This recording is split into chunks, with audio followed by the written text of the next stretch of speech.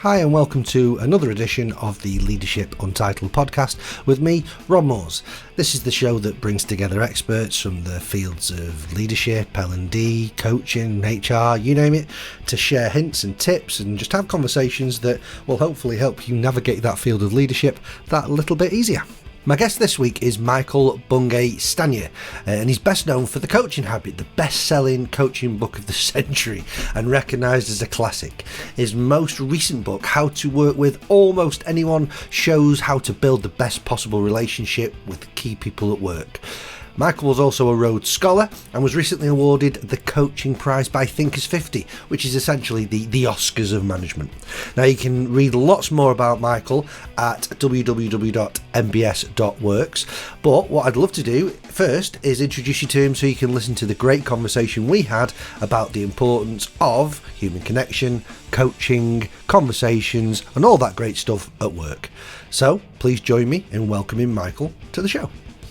Hi Michael, welcome to the Leadership Untitled podcast. How are you today? Rob, I'm brilliant, thank you. Just back from a little working out in the gym, so blood is pumping, and I'm happy to be here. I would love to say from a healthy standpoint I've just been doing exactly the same, but I've just had my lunch, so not quite the same. It's like a good eating plan is also part of a well-lived life. So, we're on the same path, just taking slightly different, sure. Okay, A different no avenue problem. to it. Yeah. What an honour to have you on the show. Thank you so much for coming along today. Yeah. It's an absolute pleasure. And what I like to kind of start with on these episodes is I just like to let the audience know why it is I've reached out to hopefully be able to get you to guest on the show. Now, I would imagine that most people know you and know the name and probably will have a fair guess why I've asked you on there. But I've been following your work for a while. You can see I've got my copy of The Coaching Habit behind me there. I love that. Thank you. And I think that, and also a good friend of mine spoke to you a few years ago as well, Jo Wright.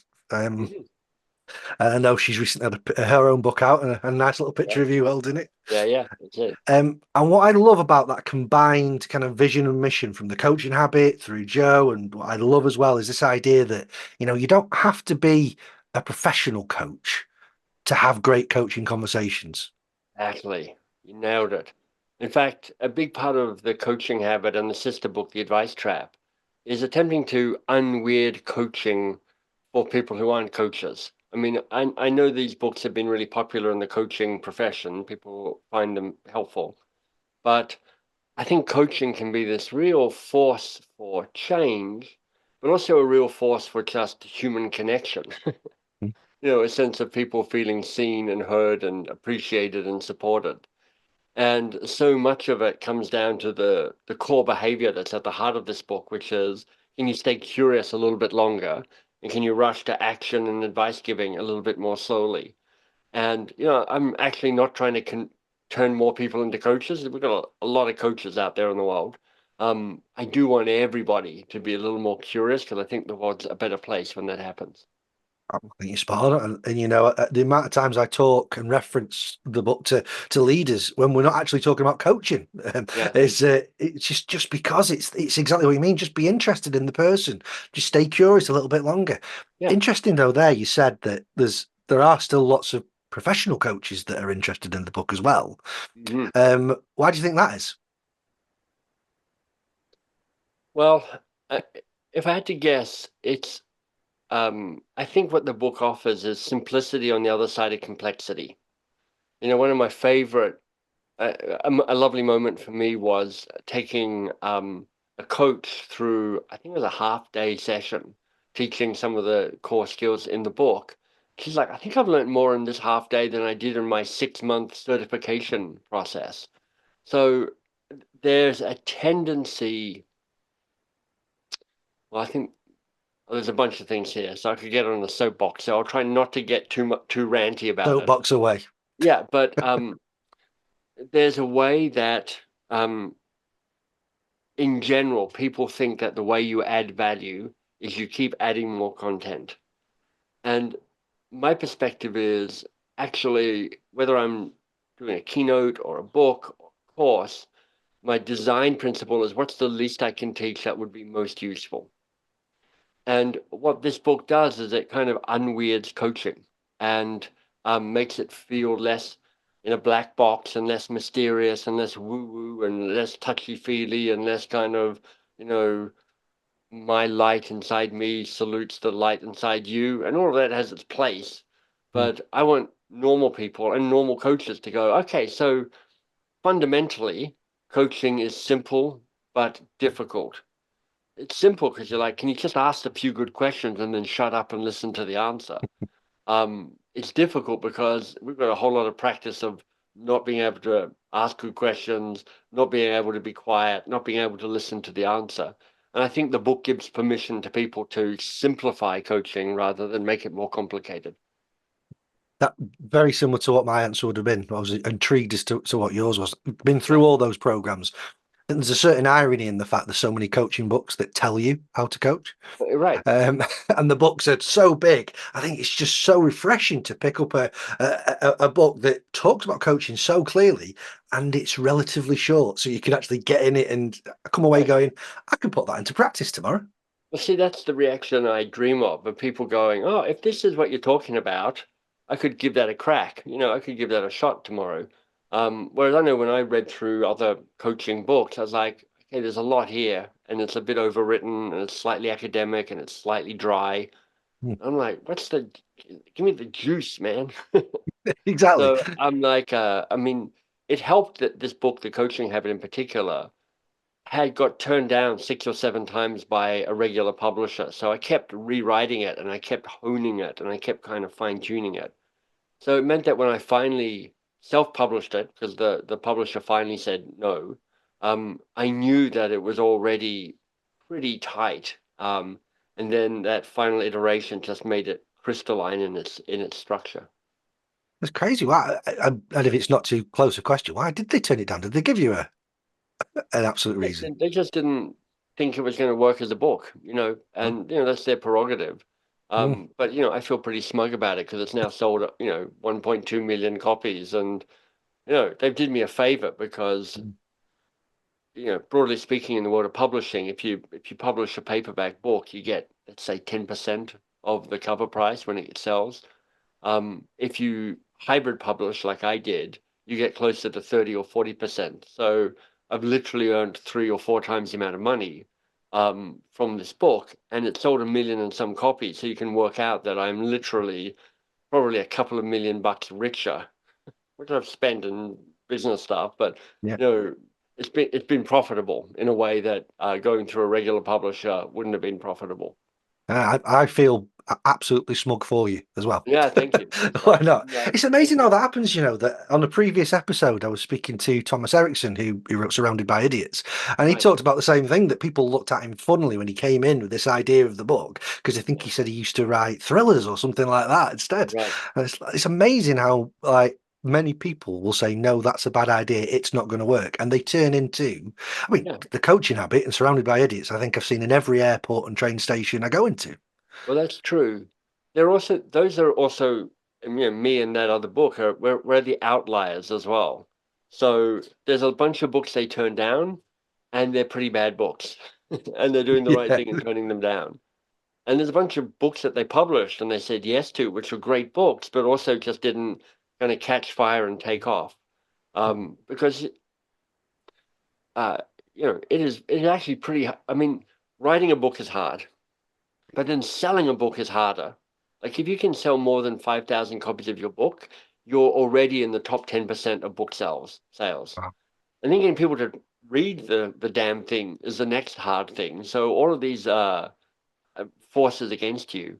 So there's a lot of really good books out there that nobody buys and nobody reads. Surrounded by Idiots and the Coaching happen to have somehow broken free of the gravity that normally gets people and drags them down. And I've got to say that my copy there, if I ever was to turn it sideways, you'll notice it's not very well thumbed because I tend to listen to Audible. Yeah, yeah. So I think it's awesome as well listening to the author actually talk it how they Well, that's good. I perceive it. mean, I recorded the Advice Trap Yeah, audiobook, but not the Coaching Habit. yeah. But uh, 2026 is the 10th anniversary of the Coaching Habit, and I'm going to redo the audiobook and record it myself for the 10-year anniversary. So you'll hear me with my glorious speech impediment and slightly odd Australian accent, kind of burbling my way through that book in a couple of years' time. I will be absolutely downloading that. I cannot wait for it. That's brilliant.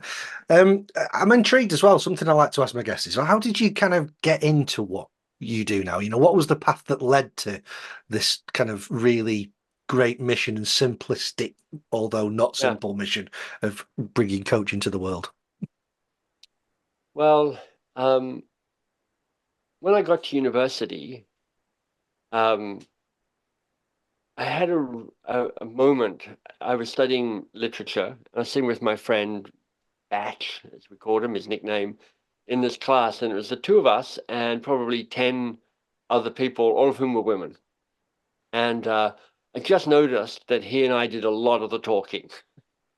And that's because, there's always a bell curve of people who want to talk and not talk. But I'm not sure we were mansplaining because that phrase didn't even exist then, but we were certainly kind of the dominant voices. And I just had a moment of going, I'm not sure this is entirely the best thing. And partly inspired by that, I went and did some training with what was called a Youth Line, which was a youth crisis telephone counseling service. Mhm. And that's where I first learned what it means to ask a question, what it means to assume that the first thing they say is not the real thing, but just the first thing, what it means to actually be present and listen to what's said. So, that is closing in on 40 years ago. So I've been kind of figuring this stuff out and trying to practice the skill for close to 40 years now. Makes me feel very old as soon as I say that.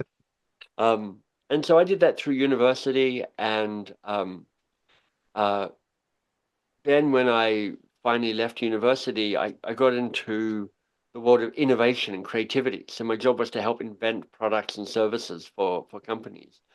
But we did that first by running focus groups, by going out and talking to people and going, hey, tell me how you feel about soup or whiskey or credit cards. And so that took my ability to ask and listen and try and tease out what was being said to a new level, albeit kind of through a commercial thing, which is like, I've got a group of 12 people and we're talking about holidays, package holidays. And I'm like trying to be interested in why they buy some and why they don't buy others and what would make them buy more and spend more. Um, and then finally, when I was in London, I heard my first whispers of this thing called coaching. Um, and it was coming from California. So I was like, probably flaky and, woo woo and, mystical. Um, but I noticed it. And then by the time I moved from England to the States, which was in the late 90s, I was like, I think there's something here. There's something that is I might be good at. And so with my consulting clients at the time, I started using the language coach and coaching with them. And then in 2001, when I moved up to Toronto, I was like, great. So now here's my chance. I'm going to start my coaching practice. So I trained and then I started a coaching practice. And weirdly, I didn't enjoy coaching. And I was quite confused because I felt like I had this whole history of leading up to being a coach, and yet the the the uh, the way that a kind of a coaching practice runs, which is like you need 20 clients and you need to talk to them every 2 weeks, and there's a kind of a rhythm to that. I was like, this isn't using the best of who I am. Best of who I am is as a writer and a teacher and a creator and maybe a speaker. So I broke down the coaching practice, but got into the process of trying to teach coaching skills to people who weren't coaches. And Mhm. that became the coaching habit and the advice trap and the company box of crayons and so on. That really sort of took off for you, like down that route. Yeah. I mean, there's a saying I love, which is inspiration is when your past suddenly makes sense. And, from where I am now, I can see the the stepping stones to help me be the person I am today. At the time when I'm looking into the future, I'm like, I'm just taking my best guess and stumbling into the future like everybody else. Yeah, I know. I know that feeling. Yeah, exactly. We're all making it up. And the people who say, I had a great plan from the start, are either very unusual or they're just lying. Let's unpick that one. Let's find a few people on LinkedIn now and see which one it is. Yeah, yeah. I think it's what I'd love to ask you is that, you know, start looking at that this broader skill of coaching that we love to be embraced in organizations, and for leaders to embrace all the time with each other as much as with their teams and their people.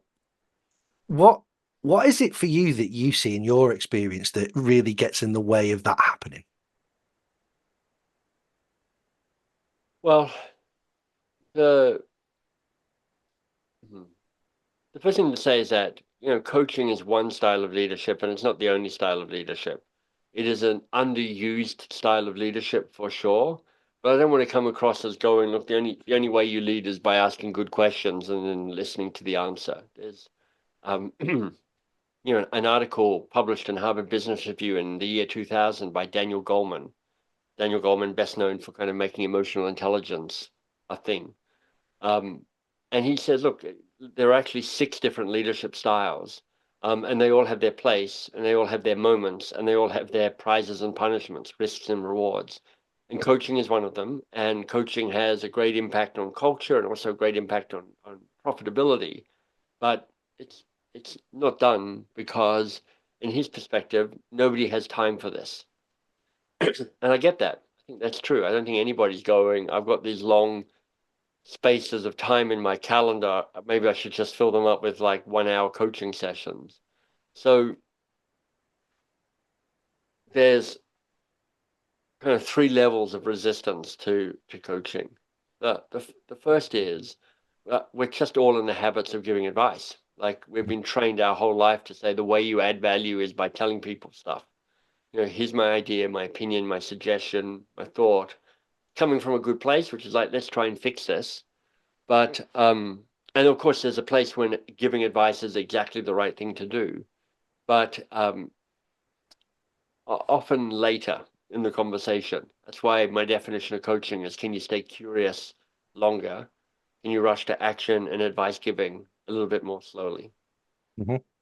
Then there's just kind of misconceptions. I mean, the kind of the baggage that comes with coaching, which is like it takes too long. You have to be a people person. It's all a bit woo woo. So, what I teach is like, look, if you can't coach in 10 minutes or less, you don't have time to coach. We're not trying to add coaching to your responsibilities. We're trying to change what you already do to make that more coach-like.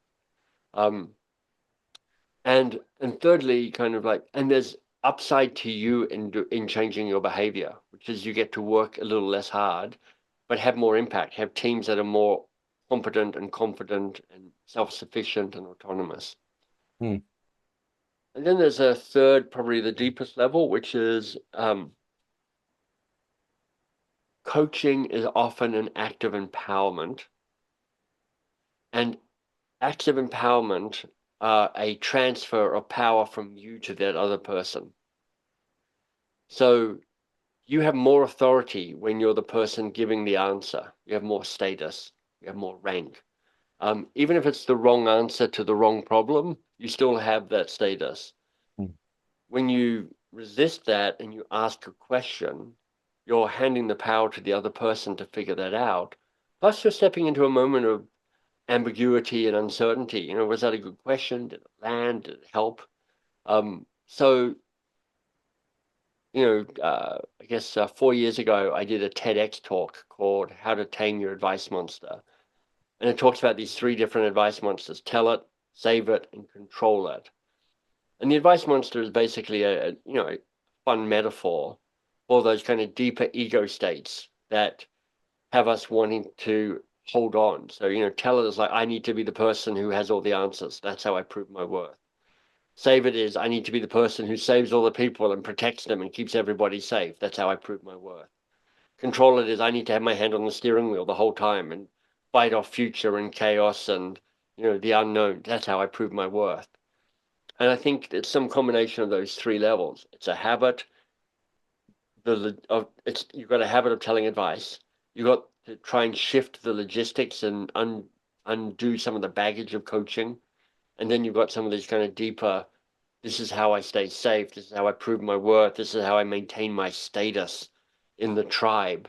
All of those things contribute to making it hard to shift a behavior to staying curious a little bit longer. Hence me saying coaching is easy or simple but difficult. Hmm. No, I get that completely.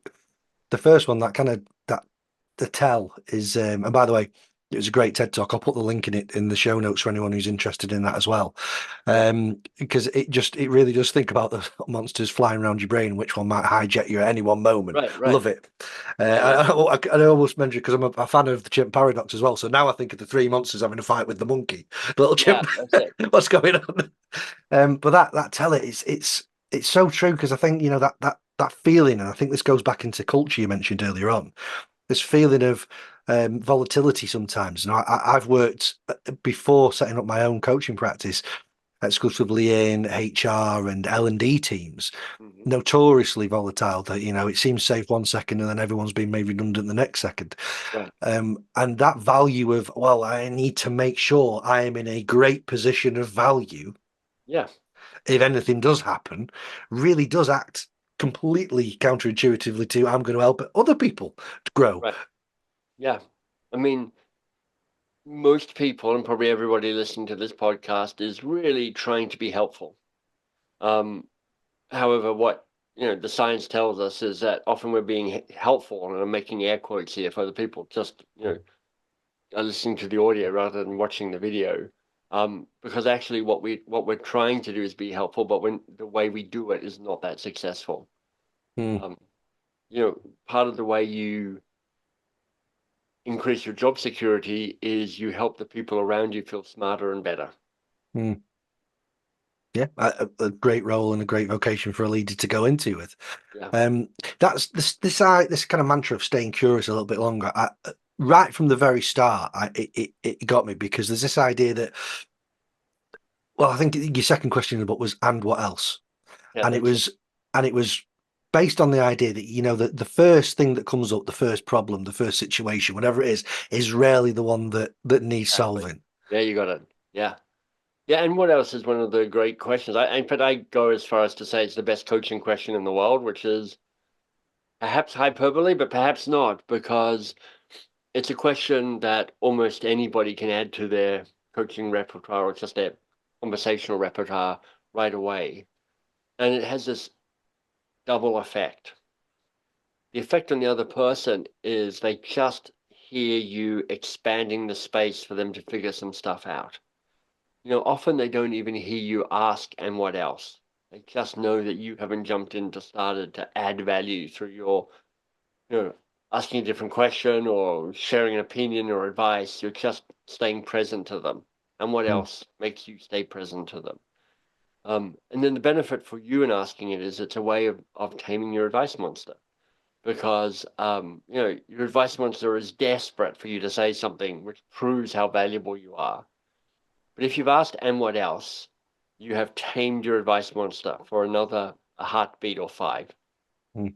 And it might actually be fruitful down the line for the advice monster, because the thing they really need advice on it Well, that's it. might come out down the line. I mean, if, like I say, advice, there's a really important place for advice in our working lives, but later rather than earlier. Because if your default response is advice giving, as it is for so many people, that's when you get into trouble. Because often what it means is you are offering your not very good advice to solve the wrong problem. And if you can shift the way you see yourself as the most useful thing I do is not to provide the answer, but to help figure out what the problem is, that's a rarer, more precious, more strategic role. Answers are everywhere. Like Chat GPT, you're like type in your question and you're going to get some pretty good answers. Mm, So answers are increasingly transactional and everywhere. But knowing what the right question is and knowing what the right challenge is, that's hard. That's strategy. That's mm, that's a much more valuable skill. Um, and what it means is if you help the other person figure out what the real challenge is for them, and then you hear their best ideas on how to solve that or make progress on that, then you've got this opening for you to say, well, I love everything you've said. And also, here's a couple of ideas from me, because these are ideas my experience tells me might be helpful for you as well. Mm.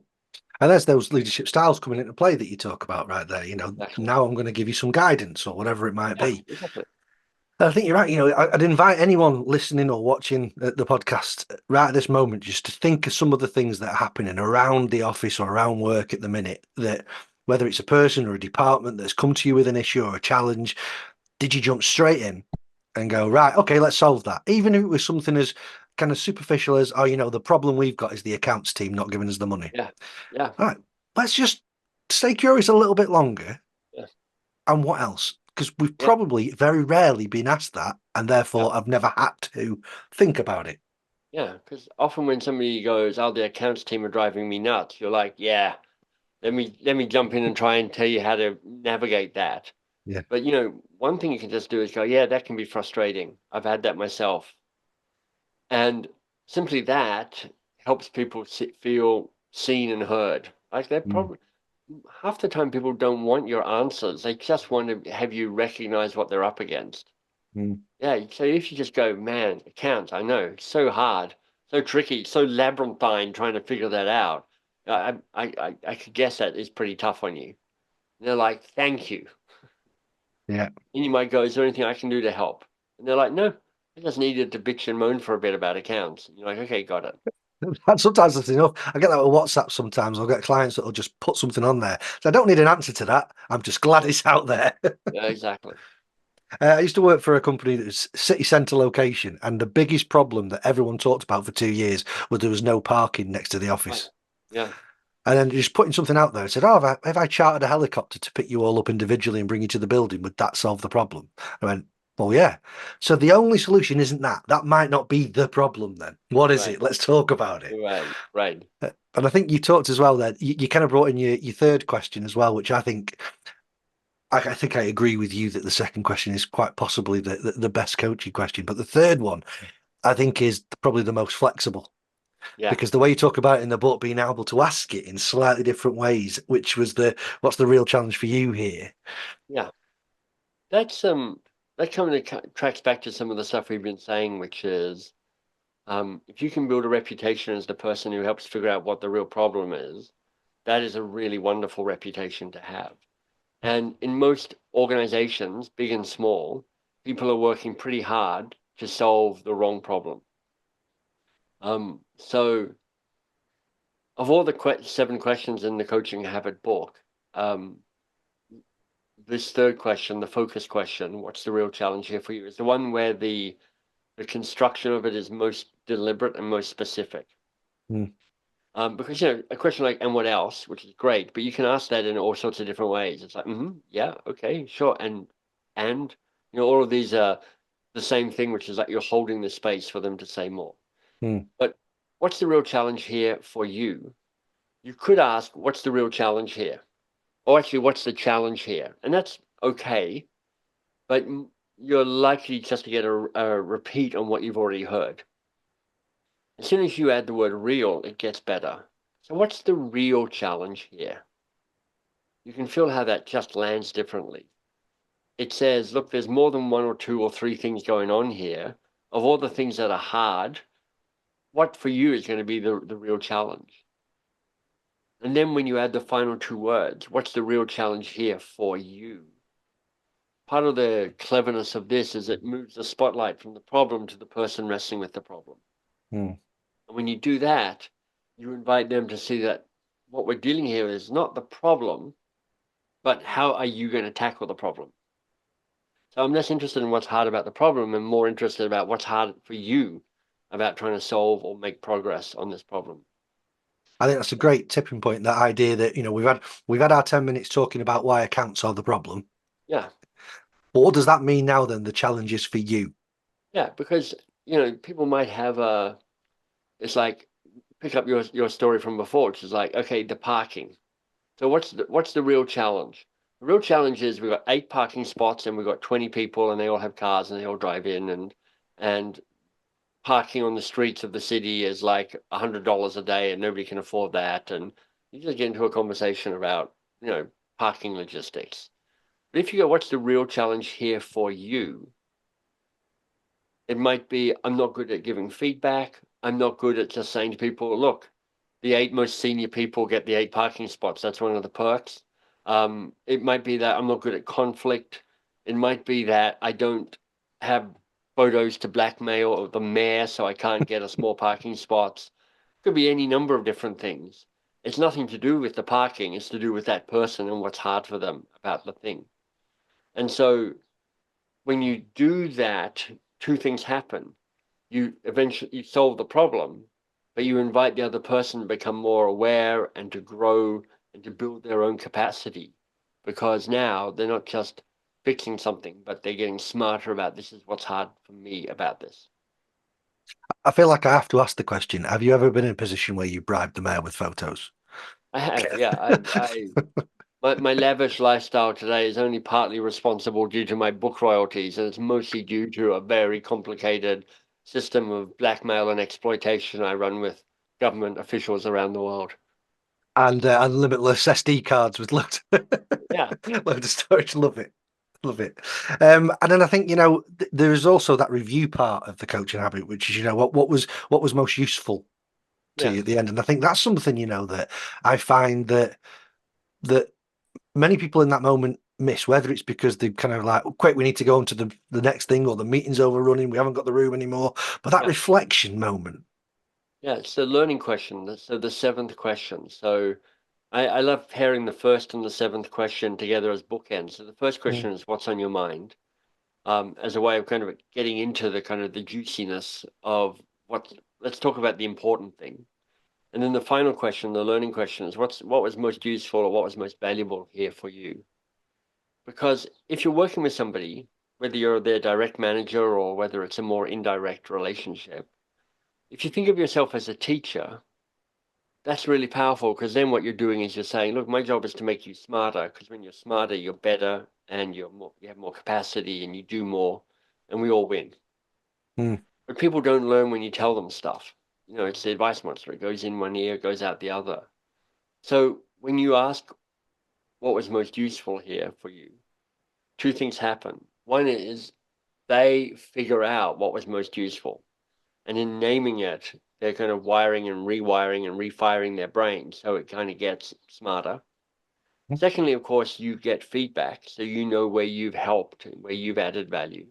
mm. And then thirdly, more subtly, you don't go, was this useful? You go, what was most useful? So you're constantly framing the relationship as this is a useful relationship, which makes the relationship more valuable to you both. Yeah, absolutely. And you mentioned something really key there for me, which obviously coaching is built upon anyway, and trust and all those sort of things, relationship. Mm. And I kind of want to fast forward if we can, because your latest book is all about building those relationships, which is the biggest thing, because this is all really, really good. But, it's easy to have a coaching conversation with that person, but not that person. Oh, no, they're a pain. Tell us more Yeah, about that one. the new book's called How to Work with Almost Anyone. And the key insight there is our working relationships have a huge, disproportionate influence on your happiness and your success. But most of us don't do much about actively trying to shape our working relationships so they're better. Mm, Most of us just cross our fingers and we hope for the best. And so the key tactic in this book is something called the Keystone Conversation. Um, the point of a Keystone Conversation, which is a conversation about how you work together before you start working together, mhm. is to build a BPR, best possible relationship. So it recognizes that your working relationships are always a mixed bag. Some are great, some are less great. But what's the best version of the relationship you can have with these different people? And they need to be safe, and they need to be vital, full of life, psychological bravery, if you like, and they need to be repairable. And a Mm, keystone conversation is, let's have a conversation, you and me, about what what it would look like for us to work really well together. What's your best? What's my best? What do we learn from the past in terms of mistakes we've made and successes we've had with other relationships? How do we fix it when things go wrong? That simple exchange of information can make all the difference for the relationship going forward. But it's absolutely crucial because they say in quite often I come across the question in my sessions around, well, what do you do when someone is completely uncoachable? Mhm. And my kind of stock answer, obviously allowing for nuance in the moment, is that well, what's missing from that relationship? And the Yeah, things you're talking about there, I think, are crucial because that person, that question that worked on that person or with that person, you may have built something up either very yeah, quickly or over a number of years. That place of safety maybe isn't there with this person. yeah, yeah. I think that's true. Um, of course, one of my beliefs is one way for people to be more coachable is not to let them know that you're coaching them. Mm. So part of the belief I have around the coaching habit is every interaction can be a bit more coach-like because it's not you coaching them, it's just you staying curious a little bit longer. Mm. So I very rarely, make a public announcement. I'm about to start coaching Rob. Stand by and action. Coaching commencing. Because I'm like, actually, when you make it kind of a formal coaching intervention like that, things get a bit tense and formal, and everybody's a bit kind of nervous about it. Mm. But if we're just in a normal conversation, I'm going, yeah, that sounds hard. What's the challenge here for you?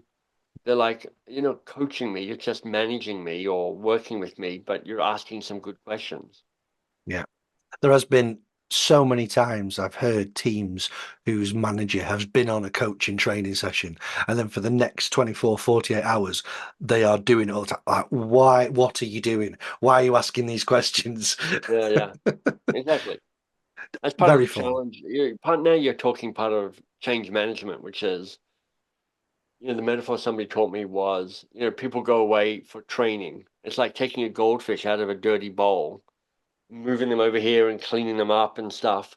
But then they get put back into the dirty water and they get dirty again. And everybody resists them for 2 weeks until the person who came back full of enthusiasm then goes, you know what, this is too hard. Let's just go back to telling people what to do.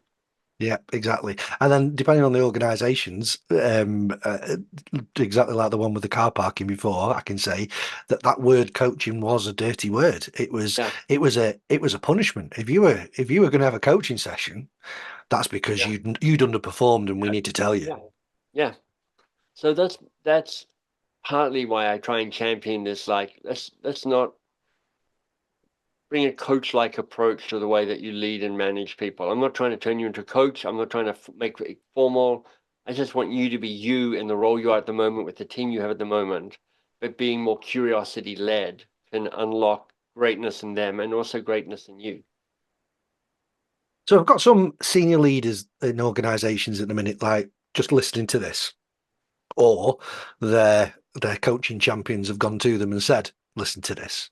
Yeah, And I'm kind of verbatim quoting some of the things I've heard in the past, like, time. Why am I going to pay money to get people to have great conversations yeah. when there isn't time to even do the work we've got? It takes them off task. It costs money. Blah blah blah blah blah. Why should I care about developing a coaching habit within our organization? Well, um, first of all, I would say, that's probably true. I bet you there's some ways of setting this up where it all becomes a kind of slightly self-indulgent waste of time and money. And you sound like you're a person who cares about business success. So how might coaching contribute to business success? So rule number one is when somebody starts complaining, you don't disagree with them. You go, yeah, I can see that. Yeah, you may be right. Um, but then I'd say something like this. Successful organizations have DNA, twin strands of the DNA are culture and strategy. Like a good strategy and a good culture typically leads to a successful organization. So a good strategy is what are the critical tasks and are we doing them? There's thinking about what that is, but then it's like you're not to work the strategy. It's like what are the things that matter most? And what coaching does is it helps you figure out what the real problems are. Because in most organizations, people are working very hard on stuff that doesn't matter that much. And so it's like, would it be helpful if we got more people working on more of the stuff that matters? It's like, it's hard to say no to that. I'm like, well, coaching helps with that. It brings focus. Because one of the key questions is, what's the real challenge here? Mm. And then the second part of successful company is the culture. And the culture is basically, do we have the best people working on the key tasks, like the best versions of who we need around there? And what coaching does is it brings out the best in people. It allows them to, it allows the work to go to the most appropriate person in the organization. It stops people becoming bottlenecks. It has people feel engaged, which means that your best people stick around longer. So if it's like, would it be useful if we managed to keep your very best people for longer and had them showing up as even better versions of who they are? Well, coaching can help with that. Mm. So I would say, look, I don't want woo-woo waste of time coaching, but if it's helpful for people to figure out the real work and for you to keep the very best people doing the real work at a level that's appropriate for them, adding coaching skills is one way to accelerate towards that. Absolutely. It's like it's almost like you had a plan when you've written your books, because you kind of think about this. So I've got this person in my mind, and it's probably someone like a head of people or a Right. HR director, something like that. And it's that person that kind of goes, well, I want to build this coaching habit within our leaders, Yeah. but the CEO says no and the CFO says no. Okay, well, I'm not just going to advise them. How do I try and coach it out of them? How do I begin? Which of course was the other book as well. And then coming right fast forward again to the modern day Yeah. to kind of go, well, how do I get to work with almost anyone? It's Right. often that person they're trying to influence Yeah. that they don't necessarily work the best with to I start mean, with. it is a classic mistake with coaching, and this happens with life coaching and executive coaching and coaching cultures, is the people who get excited about it, people, chief people officer, head of HR, director of HR, whatever, what they tend to talk about is the coaching. And if you're a stakeholder and a sponsor, you don't care how the sausage is made. So if all you're doing is telling me about why coaching's amazing, I'm like, is it though? How's that going to help me with what I care about? So you want to sell anything, you have to find out what that other person cares about. And you Mm, could hear me say that. If I'm pitching this to a CEO, I'm like, hey, if I had something that would help people be more focused on the stuff that really mattered, so there was a greater likelihood of people executing your strategy in the best possible way. So you had a better chance of hitting your numbers and creating blue ocean between you and your competitors. And if I had a way of not only keeping the very best people, but helping them be better versions of themselves, and in doing so, attracting other really brilliant people to come and work with you, would any of that be helpful? And, it takes a brave CEO to go, yeah, I don't want any of that. I yeah, prefer people to be unfocused. I kind of want a real mix of people from kind of pretty bad to pretty good. I'm not trying to improve the quality of the people here at all. I'm like, okay, well then, great. I don't want to yeah. work with you if that's your CEO you are. So stop selling coaching and sell an outcome. Mm, Here's a very specific structure that people can use no matter what they're trying to sell. It's called the you know, you know, you know. Well, wouldn't it be great if? Well, that's what I do. So it sounds something like this. You know how senior teams come up with great strategies and then just get really frustrated because the organization then doesn't really implement the strategy.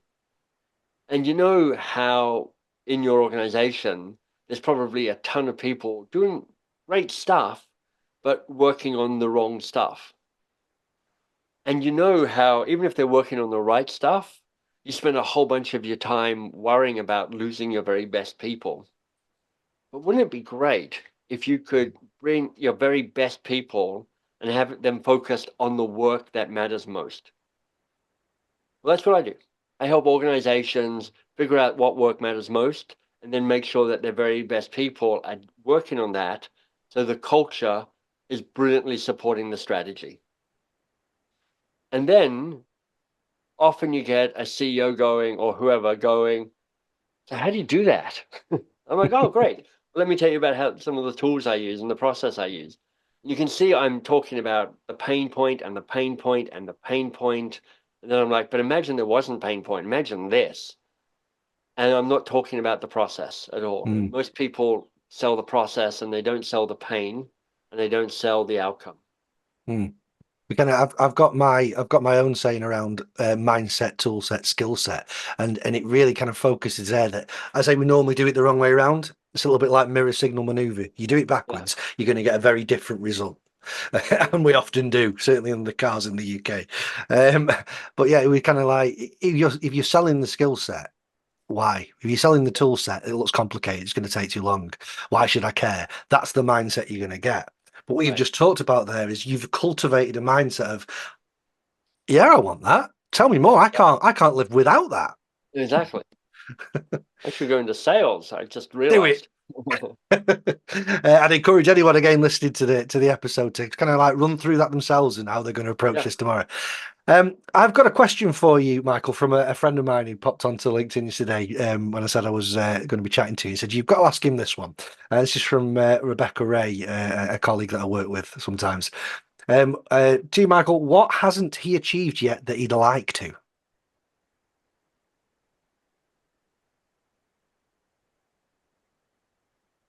Well, I feel like I've already had an outsized amount of success. Like the Coaching Habit book is, has performed better than anybody could have dreamt of, as an example.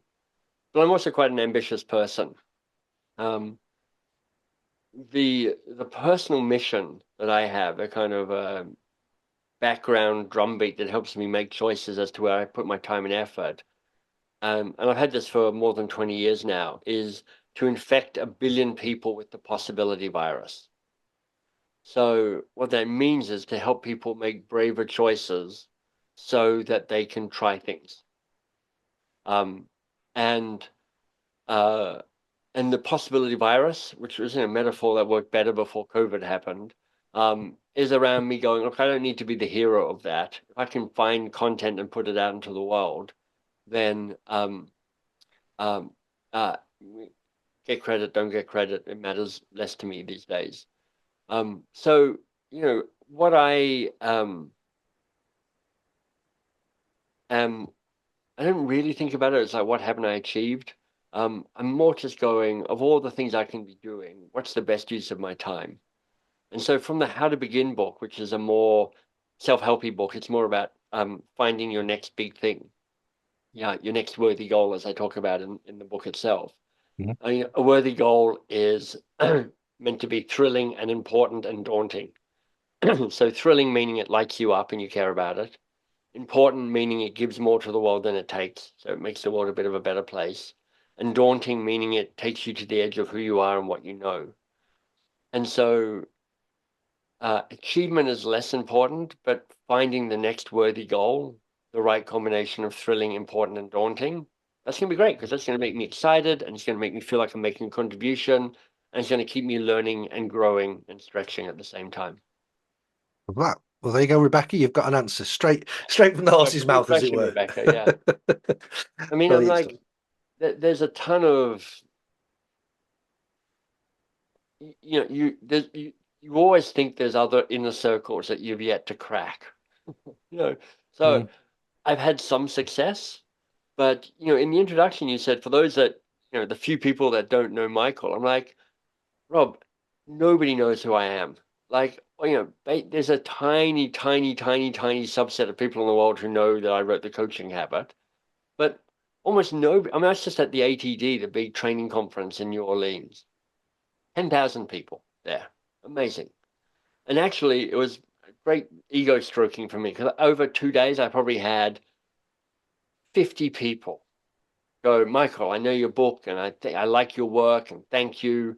It was very gratifying to have those people do that. But most of the time, I walked through a crowd completely anonymous. And these are people in learning and development, a subset of a subset of a subset where I've actually spent some time and tried to build some profile.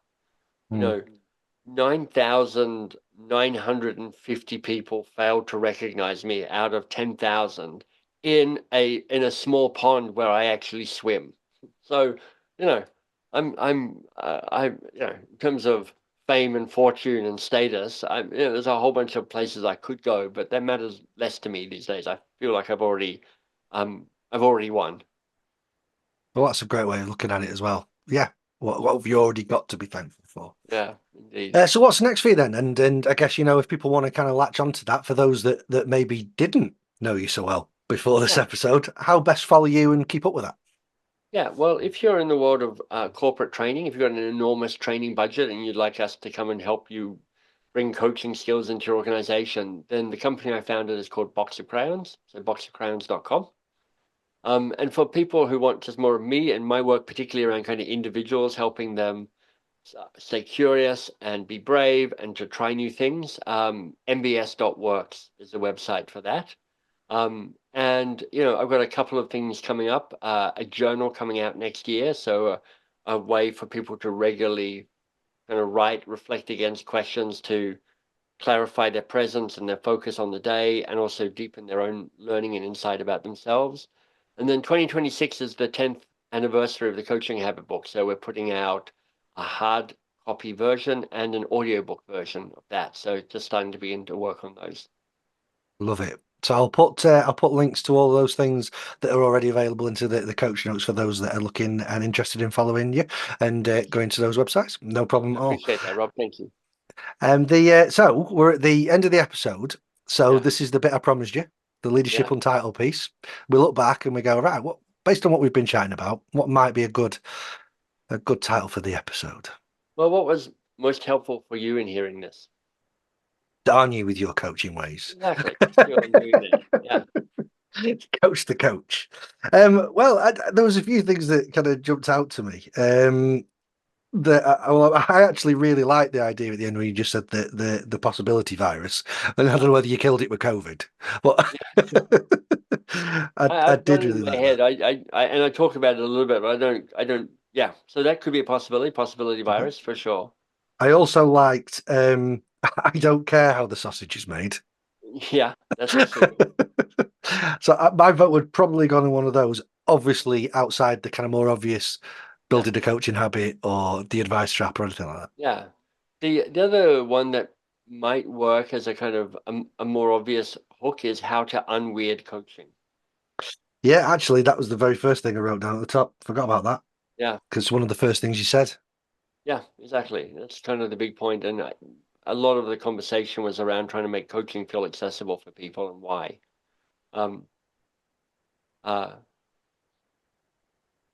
Titling something a show is really interesting and challenging because, as what's his name?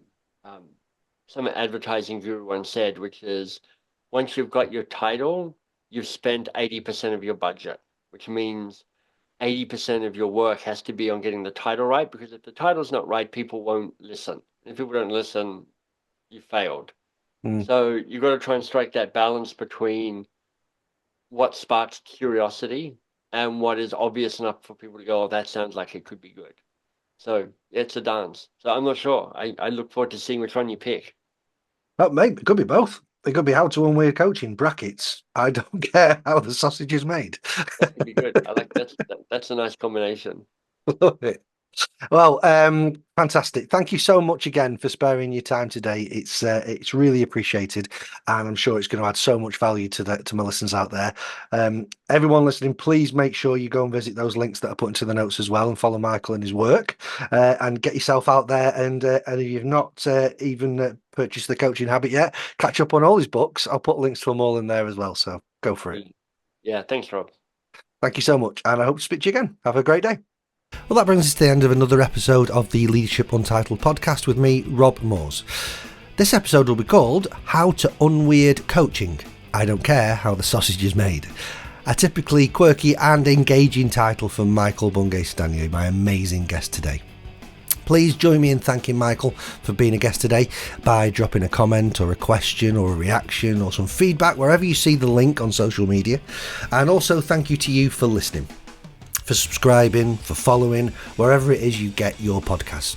Don't forget the video version is available on YouTube and on Spotify also, if you prefer to watch Michael and I having the chat. Until next time, bye now.